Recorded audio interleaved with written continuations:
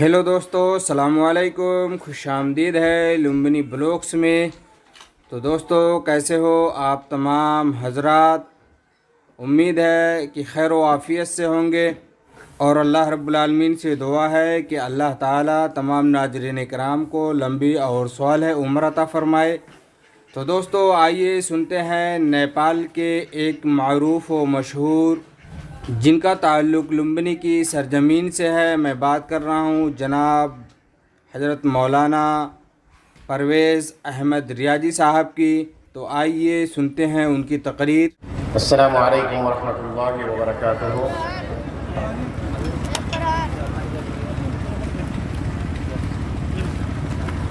ان الحمد للہ نحمده ونستعینه ونستغفره ونعوذ باللہ من شرور انفسنا ومن سیئات اعمالنا،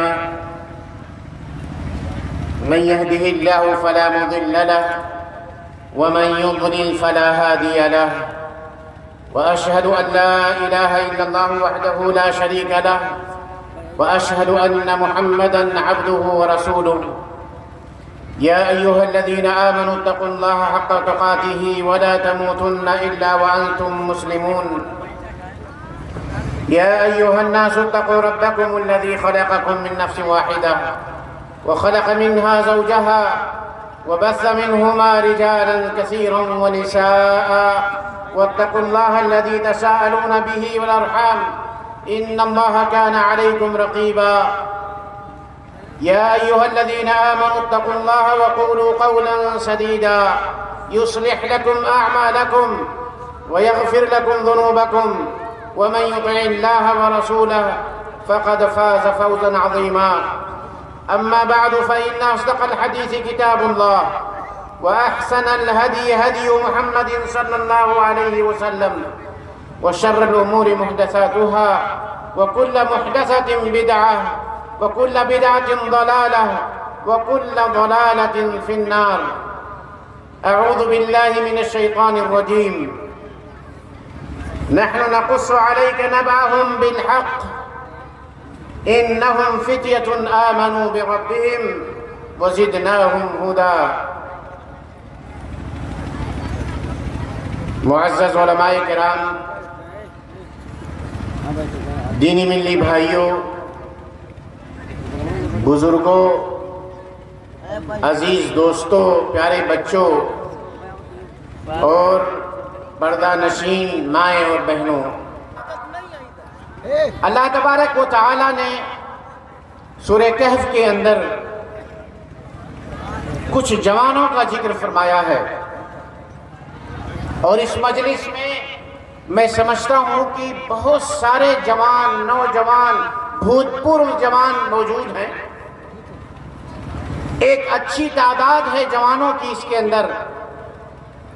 اسلام میں جوانوں کا مقام کیا ہے، ان کا مرتبہ کیا ہے، ان سے کام کیا ہونا چاہیے، اسلام نے کتنا اہتمام کیا ہے عمر کے اس مرحلے کا، جس کی ابتدا 15 سال سے لے کر کے اور صحیح قول کے مطابق 40 سال تک، یہ 25 سالہ جو عمر ہے، خاصا اہتمام شریعت میں اس کا ملتا ہے۔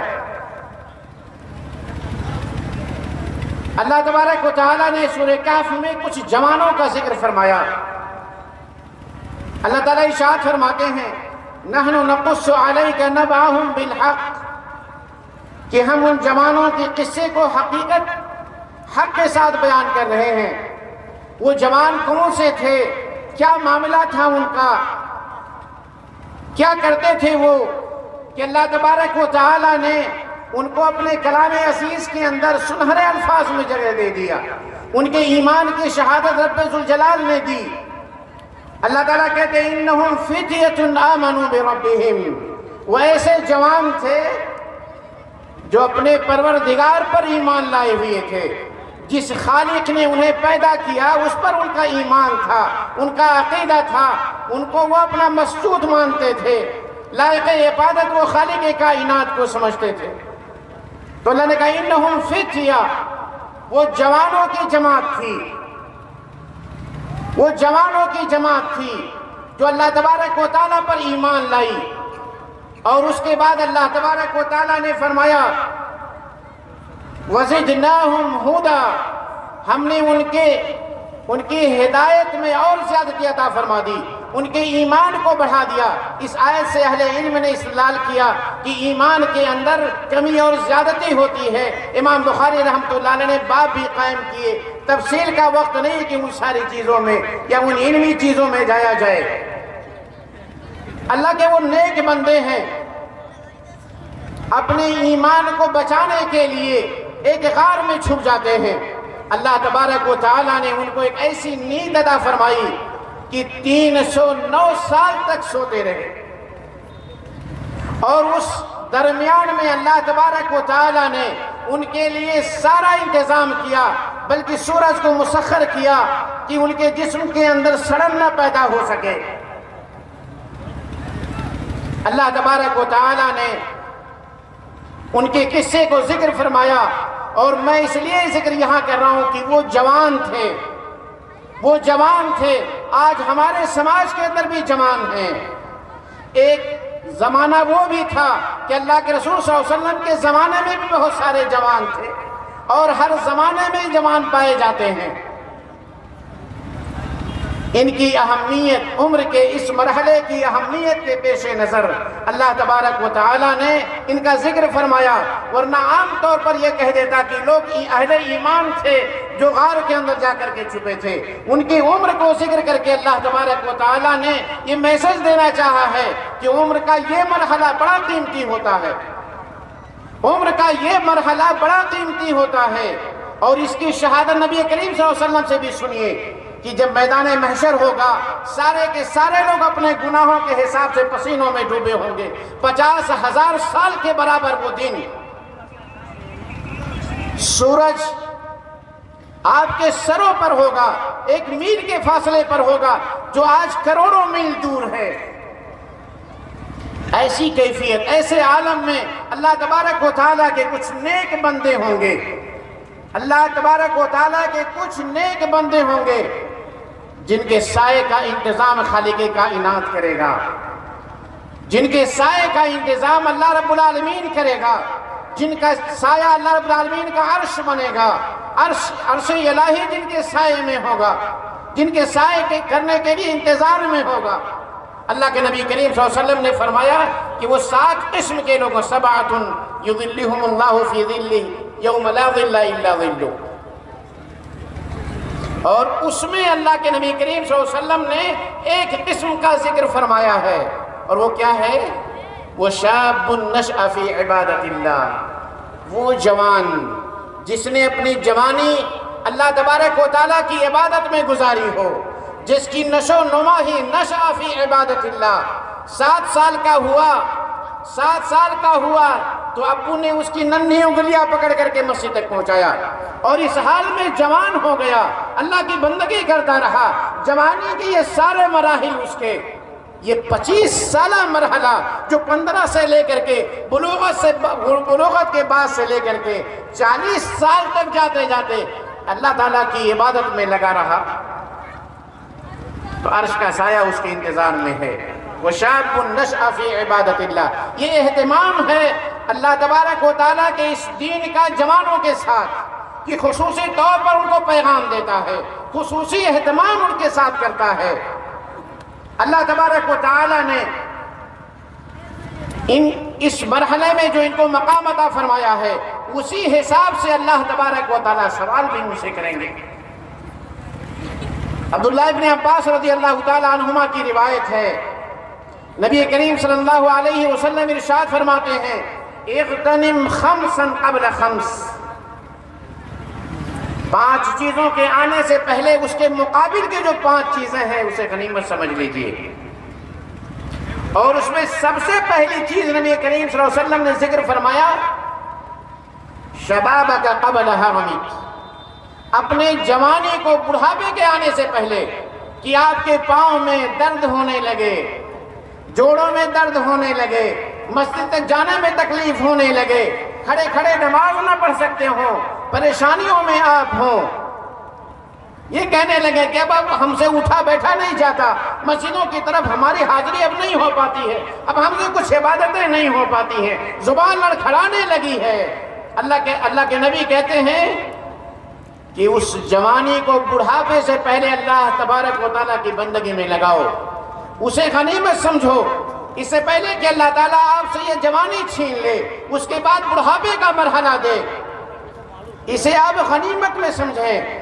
میرے بھائیوں، جس عمر میں ہمارے اسلاف کے ہاتھوں میں امتوں کی اقتدار تھی، جس وقت ان کے ہاتھوں میں تلواریں تھمائی گئیں، تو مسلمانوں کے ہاتھوں میں اسلامی اسٹیٹس لا کر کے ان لوگوں نے دیا، مسلوں پہ کھڑے کیے گئے، ان کو جب خطابت کے میدان میں اتارا گیا تو جس میدان میں بھی ان کو لایا جاتا وہ اپنی امتیازی شخصیت کو ظاہر کرتے۔ اللہ کے نبی کریم صلی اللہ علیہ وسلم کے زمانے میں ایسی بے شمار مثالیں صحابہ کرام کی ملے گی جو جوانوں کی تھی، اسلام قبول کیا اور ایسے پرچارک بنے، اسلام کے ایسے مبلغ بنے، اسلام کے ایسے پرچار کرنے والے بنے کہ تاریخ انہیں سنہرے حروف سے لکھتی ہے۔ میرے بھائیوں، آج ہمارے جوانوں کے ہاتھوں میں بڑی بڑی موبائلیں تھمائی گئیں، ہمارے جوانوں کے ہاتھوں میں ٹیبلٹس دے دیے گئے، ہمارے جوانوں کے ہاتھوں میں نشاور چیزیں دے دی گئیں، ہمارے جوانوں کے ہاتھوں میں شراب کی باٹلز پکڑا دی گئیں، ہم بہت دور نکل گئے دین سے، اور ہمارے اسلاف کا معاملہ یہ ہے۔ آئیے میں سناتے چلتا ہوں کچھ واقعات۔ ایک واقعہ بڑا ہی مشہور ہے، اکثر آپ نے سنا ہوگا۔ مصعب ابن عمیر رضی اللہ تعالی عنہ ایک جوان صحابی ہیں، چھپا کر کے دار ارقم میں جا کر کے اللہ تبارک و تعالیٰ کی وحدانیت کا کلمہ پڑھتے ہیں، اللہ تبارک و تعالیٰ کو اپنا معبود حقیقی تسلیم کرتے ہیں، نبی کریم صلی اللہ علیہ وسلم کی رسالت کو تسلیم کر لیتے ہیں، چپ کے بندگی کرتے۔ اتنے میں ایک بار ایک صحابی نے آپ کو دیکھ لیا جو اس وقت مسلمان نہیں ہوئے تھے، اور آ کر کے آپ کی امی کو خبر کیا، آپ کے قوم والوں کو بتایا کہ ارے وہ جو آپ کا بیٹا ہے وہ تو باغی بن چکا ہے، وہ تو محمد کا شہدائی بن چکا ہے صلی اللہ علیہ وسلم، وہ تو اللہ والا بن چکا ہے، وہ اللہ کی عبادتیں کرنے لگا ہے، وہ تو نمازیں پڑھنا شروع کر دیا ہے۔ گھر والوں نے اسے چھوڑنا نہیں تھا، گھر والوں نے اٹھایا، قید کر دیا، بند کر دیا، ساری چیزیں آزما لی ان کے اوپر، مگر ایمان کی بشاشت، ایمان کی حلاوت، ایمان کی چاشنی ان کے دل کو گھر کر گئی ہے، اور صلابت ایمانی یہ ہے کہ جو چاہو کر لو، مگر کلمہ پڑھا ہے اسے چھوڑ نہیں سکتے۔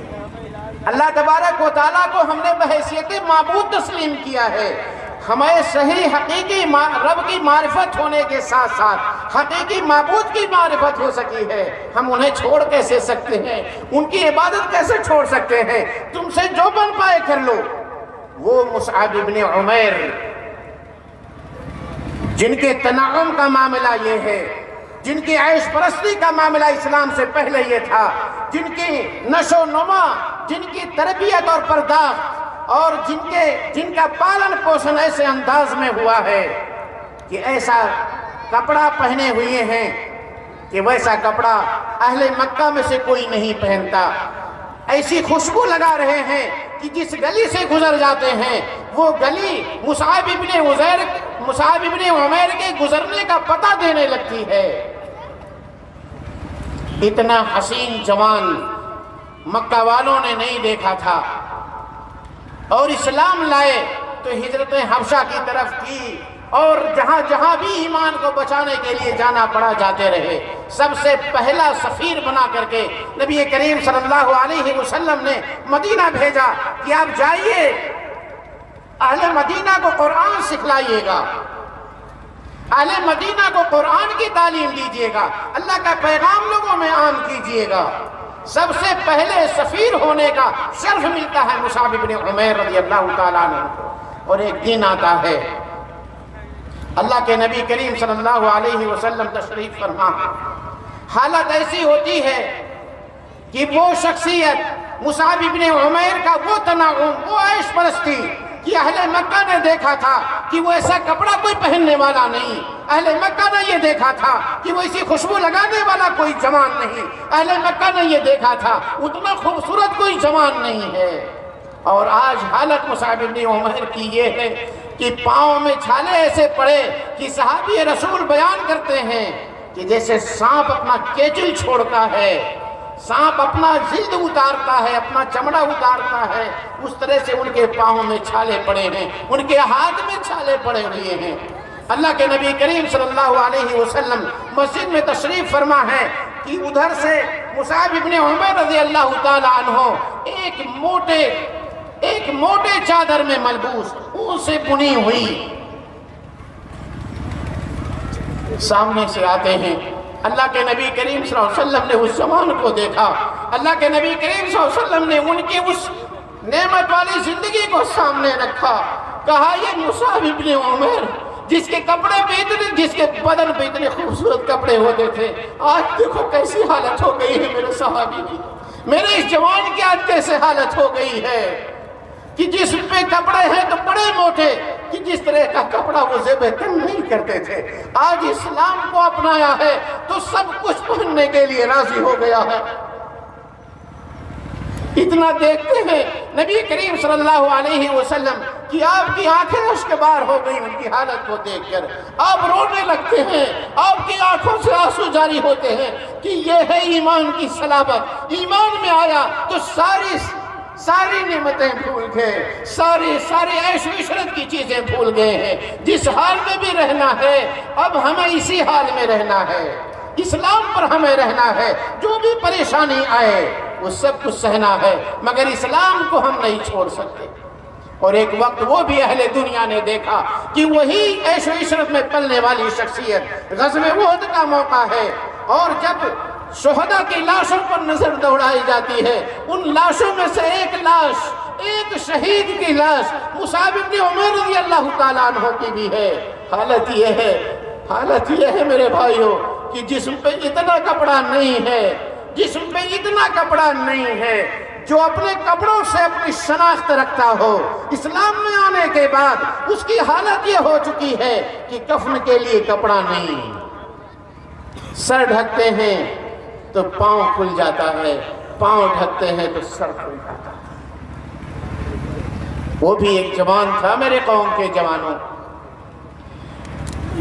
وہ بھی ایک جوان تھے میرے قوم کے جوانوں کہ دنیا کی ساری نعمتیں ایک طرف، جنہوں نے آخرت کو دنیا کے بدلے خرید رکھا تھا، ساری دنیا چھوڑ ڈالی آخرت کو سجانے کے لیے، آخرت کو سنوارنے کے لیے، آخرت کو بنانے کے لیے، رب کی جنت کو پانے کے لیے، اللہ کی رضا کی تلاش میں، نبی کریم صلی اللہ علیہ وسلم کی سنت کو اپنانے کے لیے دنیا کی ساری نعمتیں چھوڑ ڈالی ہیں۔ میرے بھائیوں، یہی نہیں، جوانوں کے قصے بھرے پڑے ہیں۔ حنظلہ رضی اللہ تعالیٰ عنہ کا معاملہ بھی اسی جنگ میں ہے۔ نبی کریم صلی اللہ علیہ وسلم کا منادی اعلان کرتا ہے، جنگ میں شرکت کا اعلان ہوتا ہے، جنگ کی تیاری کا اعلان ہو جاتا ہے، لوگ جنگ کے لیے احد کی طرف نکل پڑتے ہیں۔ جو لوگ مدینہ کی زیارت کیے ہوں گے، جنہیں نبی کریم صلی اللہ علیہ وسلم کی مسجد کی زیارت کا شرف حاصل ہوا ہوگا، ان لوگوں نے جبل احد بھی دیکھا ہوگا۔ بڑا قریب معاملہ ہے، سنتے ہیں نئی نویلی دلہن گھر کے اندر موجود ہے حضرت رضی اللہ تعالیٰ عنہ کے، خبر کانوں میں پہنچتی ہے تو یہ خیال نہیں رہا کہ جنبی ہیں، غسل کر لیں تب چلے جائیں گے۔ طلب یہ ہے کہ کہیں ایسا نہ ہو کہ اللہ تبارک و تعالیٰ کی وہ جنت دور ہو جائے، گھر سے اسی حال میں، جنبی حالت میں، ناپاکی کی حالت میں نکل جاتے ہیں اور شہید ہو جاتے ہیں۔ مقام کیا اس جوان کو ملتا ہے؟ وہ بھی جوان ہے، اللہ تعالیٰ نے جوانوں کا ذکر کیا نا، ایک جوان نے اس امت کے اندر بھی مثال ایسی قائم کی کہ اہل مدینہ، اوس اور خزرج کے لوگ جن پر فخر کرتے ہیں کہ ہمارے درمیان ایک جوان ایسا تھا، ہمارے درمیان ایک جوان ایسا پایا جاتا تھا جس کا معاملہ یہ ہوا کہ جوانوں شہیدوں کو غسل نہیں دیا جاتا، تو مکلف انسانوں کو، بنی آدم کو منع کیا گیا کہ کسی بھی شہید کو غسل نہیں دیں گے، اسی حال میں وہ دفن کیا جاتا ہے۔ مگر اللہ تبارک و تعالیٰ نے فرشتوں کو حکم دیا، اللہ کے فرشتوں نے انہیں غسل دیا ہے۔ نبی کریم صلی اللہ علیہ وسلم نے یہ خبر سنائی کہ جنبی کی حالت میں آئے تھے، فرشتوں نے انہیں، غسیل الملائکہ، فرشتوں کے ہاتھوں سے غسل پانے والے صحابی کا شرف ملتا ہے۔ یہ رتبہ بلند ملا جس کو مل گیا، یہ رتبہ بلند ملا جس کو مل گیا، ہر مدعی کے واسطے دار و رسم کہا۔ آگے چلیے، دو اور جوانوں کا قصہ سنا دیتے ہیں آپ کو۔ عبد الرحمن بن عوف رضی اللہ تعالیٰ عنہ بیان کرتے ہیں کہ ہم لوگ غزوہ بدر کے اندر صف لگائے ہوئے ہیں، غزوہ بدر کے اندر صف لگائے ہوئے ہیں، اور میرے دو کنارے نوجوان بچے کھڑے ہوئے ہیں، ایک طرف ایک ہے، دوسری طرف دوسرا اس کا بھائی ہے۔ ایک سوال کرتا، وہ کہتے ہیں کہ میں یہ چاہتا تھا کہ میرے دائیں بائیں کوئی پہلوان ہوتا، کوئی بڑے ہوتے، یہ چھوٹے چھوٹے بچے میرے بغل میں کیوں ہیں؟ ایک ان میں سے اشارہ کرتا ہے عبد الرحمن بن عوف رضی اللہ تعالیٰ عنہ، کہتا ہے انکل یہ بتائیں، چچا یہ بتائیں کہ کافروں کے اس لشکر میں ابو جہل کون ہے؟ یہ بتائیں کہ کافروں کے لشکر میں ابو جہل کون ہے؟ عبد الرحمن بن عوف رضی اللہ تعالیٰ عنہ اس کی طرف دیکھتے ہیں، اور ابو جہل جیسا جنگجو انسان کا یہ چھوٹے بچے اس کی تلاش میں کیا کر رہے ہیں؟ دوسری طرف سے بھی اشارہ ہوتا ہے کہ چچا جان بتائیں کہ وہ ابو جہل کون ہے؟ کہا کیا کرو گے؟ اسے کیوں تلاش رہے ہو؟ اس کی تلاش تمہیں کیوں ہے؟ اتنا بڑا جنگجو آدمی، اتنا بڑا لڑاکو آدمی، جنگ کا ماہر پہلوان آدمی ہے، تمہیں اس کی تلاش کیوں ہے؟ جواب کیا تھا؟ شاعر کہتا ہے قسم کھائی ہے مر جائیں گے یا ماریں گے ناری کو، قسم کھائے ہیں مر جائیں گے یا ماریں گے ناری کو، سنا ہے گالیاں دیتا ہے یہ محبوب باری کو۔ اشارہ کیا اتنے میں کہتے ہیں کہ ابو جہل گھوڑے پر اتراتا ہوا نکلتا ہے صفوں کو چیرتے ہوئے۔ عبد الرحمن بن عوف نے اشارہ کیا کہ اس شخص کو دیکھتے ہو گھوڑے پر، کہا وہی ہے ابو جہل۔ یہ دونوں اپنی تلواریں یہ لوگ سیدھی کرتے ہیں اور اس کی طرف نکلتے ہیں۔ وار ایسا کیا کہ خالی نہ گیا،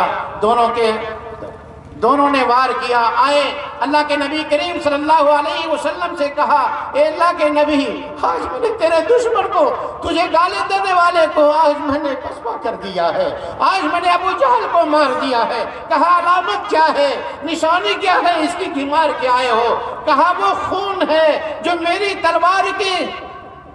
تلوار میں لگی ہوئی ہے۔ وہ قطرات اس بات کی شہادت دیتے ہیں کہ یہ ابو جہل کے ہیں۔ ابو جہل یہ کہتا ہے کاش مجھے مارنے والے کوئی پہلوان ہوتے، کاش مجھے زمین پر بچھاڑنے والا کوئی پہلوان ہوتا، کوئی جنگجو ہوتا، کوئی بڑا ماہر ہوتا، حمزہ ہوتے، کوئی بڑا ہوتا۔ مجھے شرم تو اس بات کی ہے کہ مجھے مارنے والے دو بچے نکلے، وہ بھی جوان تھے، میرے قوم کے جوانوں، ان کے ہاتھوں میں تلوار دی گئی تو ابو جہل کی گردن ناپ کر کے رکھ دی، آپ کے ہاتھوں میں ٹیبلٹ دے دیا گیا ہے۔ میرے جوانوں کہاں جا رہے ہو آپ کے ہاتھوں میں بڑی بڑی موبائلز ہیں، کیا دیکھ رہے ہو اسکرین پر، کیا کیا چیزیں ٹائپ کرتے ہو؟ یہ پسمات اسے یاد کیے ہوئے ہیں، کن کن حروف کو سرچ کیا ہے آپ نے۔ قیامت کے دن یہ سارے بسمات، یہ فنگر پرنٹس آپ کو بتائیں گے کون کون سے جرم کر کے آئے ہو، کیا کیا خطائیں آپ نے کی ہے، کون کون سے جرائم آپ نے کیے ہیں۔ میرے بھائیوں، اس لیے میرے قوم کے جوانوں، آپ کا مقام اللہ تعالیٰ نے بڑا اونچا بنایا ہے۔ آپ کو خطاب کر کے نبی کہتا ہے یا معاشر الشباب، آپ کے شرمگاہوں کی حفاظت کی ضمانت دینی ہوتی ہے، تو میرا نبی آپ کو مخاطب کر کے کہتا ہے، بوڑھوں کو چھوڑ کر کے آپ کو کہتا ہے، کیا کہتا ہے؟ یا معاشر الشباب، اے جوانوں کی قوم، یا معاشر الشباب، اے جوانوں کی جماعت، آپ کو خطاب کرتا ہے من استطاع منکم الباءۃ فلیتزوج، تم میں جو شادی کی طاقت رکھتا ہو اسے چاہیے کہ شادی کر لے۔ فائدہ کیا ہوگا؟ آپ کی شرمگاہیں محفوظ ہو جائیں گی۔ فإنہ اغض للبصر واحسن للفرج، تمہاری شرمگاہ کی حفاظت ہو جائے گی، تمہاری شرمگاہ کی حفاظت ہو جائے گی، تمہاری نگاہیں نیچی ہو جائیں گی۔ اللہ کے نبی جوانوں کو مخاطب کرتے ہیں، اس لیے آپ کا بڑا اونچا مقام ہے، آپ کا بڑا اونچا مقام ہے۔ آپ کو گرچہ لوگوں نے چھوڑ رکھا ہے، آپ گرچہ اپنے آپ کو سماج سے کاٹ کے رکھے ہیں، میرے قوم کے جوانوں، اگر آپ کی ذات سے آپ کے والدین پریشان ہیں، آپ کی ناجائز حرکتوں سے آپ کے والدین پریشان ہیں، آپ کا سماج پریشان ہے، پہچانو خود کو۔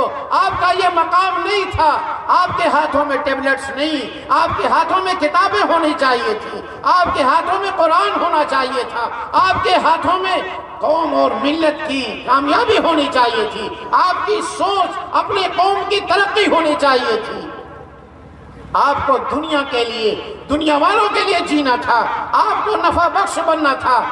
لوگ آپ کو دیکھ کر کے اگر گھن محسوس کرنے لگے، لوگ آپ کو دیکھ کر کے تھو تھو کرنے لگے، لوگ اگر آپ کو دیکھ کر کے آپ کے ماں باپ کو گالیاں دینے لگے، تو میرے قوم کے جوانوں اپنے آپ پر نظر ذرا ڈولاؤ۔ میری قوم کی مائیں اور بہنوں، میری قوم کی جوان بیٹیوں، اگر آپ کی وجہ سے آپ کے ماں باپ کے سر نیچے ہو جاتے ہیں تو آپ ذرا غور کر لیجئے کہ آپ اپنا راستہ چھوڑ چکی ہیں۔ جو مقام رب نے دیا تھا وہ مقام آپ کھو بیٹھی ہیں۔ میرے قوم کے جوانوں، اس لیے ہوشیار ہو جاؤ اور ان جیسا بننے کی کوشش کرو جس طرح سے لوگوں نے عرب اور پوری تاریخ شاہد ہے، اللہ کے بندو پوری تاریخ شاہد ہے۔ بلال جوان ہیں، گلے میں رسیاں باندھ کے ڈالی جا رہی ہیں، پھر بھی اور سخت چٹانوں پہ لٹا کر کے گرم 60 ڈگری تک گرمی پہنچی ہوئی ہے۔ پتھر پہ لٹانے کی وجہ سے، ننگی پیٹھ لٹا دینے کی وجہ سے پیٹھ بھی جل گئی ہے، سینے پہ بھاری پتھر بھی ہے، لیکن زبان سے جو کلمہ ہے احد احد وہ بھی جوان ہے۔ جوان عمار ابن یاسر بھی ہیں کہ سامنے ماں اور باپ کو شہید کیا گیا، ماں کے شرمگاہ میں نیزے مار کر کے اسے ابو جہل نے شہید کیا ہے۔ وہ جوان بھی، وہ بھی جوان تھے میرے بھائیوں، اسلام کے خاطر سب کچھ سہتے رہے، اور ہم ہیں کہ چھوڑنے کو تیار نہیں۔ وہ بھی ایک جوان تھے جن کے ہاتھوں میں پیالے لگے ہوئے تھے، اللہ کا منادی آواز دیتا ہے، نبی کریم صلی اللہ علیہ وسلم کا پیغام پہنچانے والا پیغام پہنچاتا ہے کہ شراب ہمیشہ کے لیے حرام کی گئی، تو ہاتھوں میں اٹھے ہوئے جام بھی زمین پہ توڑے گئے۔ سارے وہ برتن جس میں شراب رکھی گئی تھی اتنی توڑی گئی کہ مدینے کی گلیاں شرابوں سے بہنے لگی۔ وہ بھی تو جوان تھے، ان کی بھی امنگیں تھی، ان کی بھی شہوات تھے، ان کی بھی خواہشات تھی، سب کو قربان کیا ہے اللہ کے بندو۔ اس لیے اللہ کے خاطر، اللہ کو منانے کے لیے، اللہ کی رضا کے لیے آپ خود کو پہچانو، اپنے مقام کو پہچانو، اپنے آپ کو جانو، آپ خود کو پہچان لیں۔ اب بھی ہے وقت سدھر جانے کا، اب بھی وقت ہے میرے بھائیوں، خود کو آپ سدھار لیجئے۔ آخری بات میں آپ سے کہہ کر کے جاتا ہوں، یہ چاہے وہ ارباب مدارس ہوں، ارباب مراکز ہوں، یا جو جس بھی جہاد کے لوگ ہوں، مدرسہ کے لوگ ہوں، اہل مساجد ہوں، متولیان مساجد ہوں، آپ کی ذمہ داریاں ہیں، گاؤں کے مکھیا اور پردھان ہوں، جس طرح کی جن کو ذمہ داری دی گئی ہے، آپ کی یہ ذمہ داری بنتی ہے۔ اللہ کے بندو، آپ اپنی ذمہ داری کو پہچانو اور ان بہکے ہوئے قدموں کو ثبات دینے کی کوشش کرو، ان کو واپس لانے کی دین کی طرف کوشش کیجئے، مساجد میں لانے کی کوشش کیجئے، ان کو خود سے لگانے کی کوشش کیجئے۔ یہ آپ کے ہیں، یہ آپ کے ہیں اللہ کے بندو۔ یہ بگڑے ہوئے جوان آج قوم کے اندر سینکڑوں کی تعداد میں ہے۔ اگر ان 4-5 گاؤں کا جائزہ لے لیا جائے، صرف 4-5 گاؤں کا، سینکڑوں بچے ایسے مل جائیں گے جن کے ہاتھوں میں نشاور گولیاں ہیں۔ ان کو سمجھانے کا کام آپ کا ہے۔ آئیے ایک طریقہ سکھا دیتے ہیں، نبی کریم صلی اللہ علیہ وسلم نے کیسے سکھایا تھا۔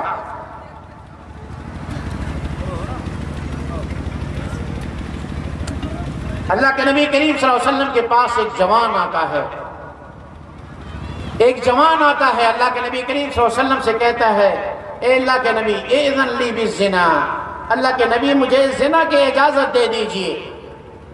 جوان ہے. اتا شاب انا فتن شابن اتا نبی صلی اللہ علیہ وسلم. ایک جوان ہے نبی کریم صلی اللہ علیہ وسلم کی مجلس میں آتا ہے. صحابہ کرام بیٹھے ہوئے ہیں. کیا کہتے ہیں؟ سوال کیا ہے اس جوان کا؟ اذن لی بزنا. اللہ کے نبی مجھے زنا کرنے کی اجازت مرحمت فرما دیجئے. اللہ کے نبی کریم صلی اللہ علیہ وسلم نے دیکھیں کس طرح سے اس کی اصلاح فرمائی ہے. آپ کو بھی اسی طرح سے ان بہکے بچوں کو اپنے سے لگائیں. ان کو لگانے کی ضرورت ہے, اپنے پاس بلانے کی ضرورت ہے, ان کو مسجدوں میں لانے کی ضرورت ہے, ان کے ساتھ جانے کی ضرورت ہے, ان کو بٹھا کر کے سمجھانے کی ضرورت ہے. اللہ کے نبی کہتے ہیں کہ اے جوان. صحابہ تو سن کر کے کہنے لگے ماں ڈانٹنے لگے, کیا کہہ رہا ہے؟ مقام رسالت ہے, نبی صلی اللہ علیہ وسلم کی مجلس ہے, کیسی جسارت کر بیٹھا ہے. اللہ کے نبی کہتے ہیں چھوڑ دیجئے. ادنوہ منی, میرے سے قریب لے کر کے آئیے انہیں. اللہ کے نبی نے کہا اترضاہ لأمک, سب سے محترم رشتہ اللہ کے نبی نے سامنے رکھا اور کہا کہ اے قوم کے جوان, جس بات کی اجازت تم مجھ سے طلب کرنے آیا ہے, جس کے حلال ہونے کی مجھ سے سرٹیفکیٹ لینے آیا ہے, اترضاہ لأمک, کیا تو اپنے ماں کے لیے پسند کرے گا؟ اترضاہ لأمک, اپنی ماں کے لیے پسند کرے گا؟ کہا قد واللہ جعلنی اللہ فداک, اللہ کے رسول ایسا کبھی نہیں ہو سکتا ہے, میرے ماں باپ پہ قربان جائیں, ایسا کبھی نہیں ہو سکتا. اللہ کے نبی نے کہا وَلَلنَّاسُ يُحِبُّونَ لِأُمَّهَاتِهِمْ, اسی طرح سے سارے لوگ اپنی ماں کے لیے دین پسند نہیں کرتے. اللہ کے نبی نے کہا بیٹی کے لیے پسند کرو گے, یہی جواب دیا. اللہ کے نبی نے کہا ساری دنیا کے لوگ اپنی بیٹیوں کے لیے پسند نہیں کرتے, جن کے اندر ادنا غیرت بھی موجود ہے وہ کبھی دوبارہ نہیں کرے گا. بہن کے لیے, پھوپھی کے لیے, خالہ کے لیے سارے رشتے نبی نے گنا ڈالے.